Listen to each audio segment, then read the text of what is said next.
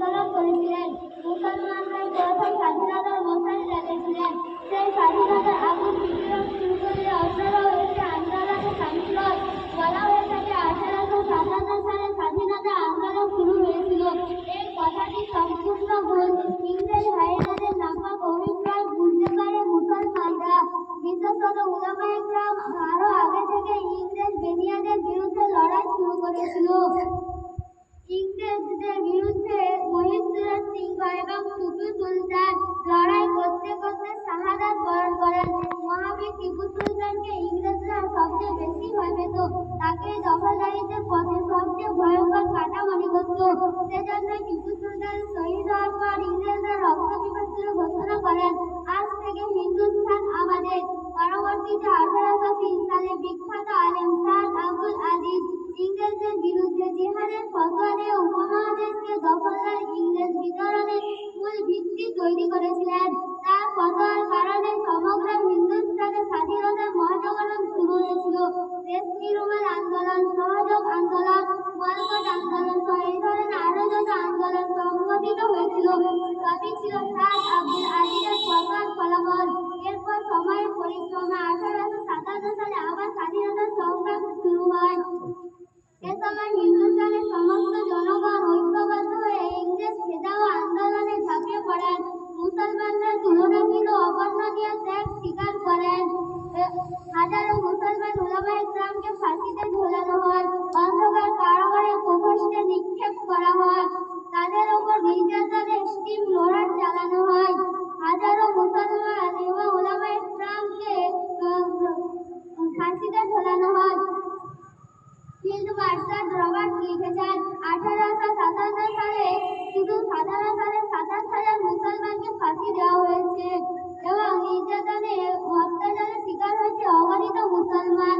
এরপর বিশেষত Edward Thomas লিখেছেন, 1864 থেকে 1867 পর্যন্ত মাত্র 3 বছরে 14,000 মুসলমানকে ফাঁসিতে ঝুলিয়ে হত্যা করা হয়েছে এবং নির্বিচারে শিকার হয়েছে অগণিত মুসলমান।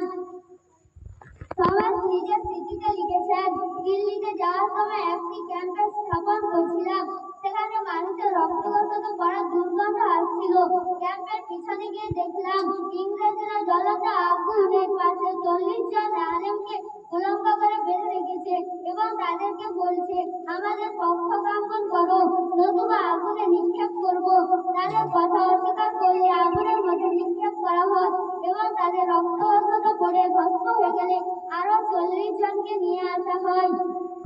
ক্যাম্পে যে মানুষ মারা দুর্গন্ধ পাচ্ছিলাম, সেগুলো এই মানুষের আলেমদের দুর্গন্ধ। পুরো হিন্দুস্তানের শীর্ষস্থানীয় মনীষী এবং আলেমরাও ছিল রেশমি রুমাল আন্দোলনের নেতা।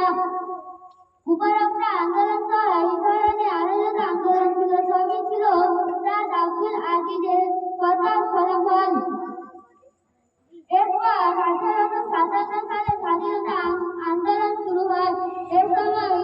এই সময় মুসলমানদের উপর নির্যাতন শুরু হয় এবং উল্লেখিত মুজাহিদ ব্যতীত অসংখ্য মুসলমান উলামায়ে কেরাম এদের আলোচনায় ইংরেজদের শাসন হতে স্বাধীনতা সংগ্রাম কোনোভাবে পূর্ণতা পেতে পারে না। থমাস নিজের চিঠিতে লিখেছেন, এ সময় মুসলমানরা তুলনাহীন অবর্ণনীয় ত্যাগ স্বীকার করেছিলেন। হাজারো মুসলমান উলামায়ে কেরামের আলোচনা ব্যতীত হিন্দুস্তানের স্বাধীনতা সংগ্রামের ইতিহাস কোনোভাবে পূর্ণতা পেতে পারে না।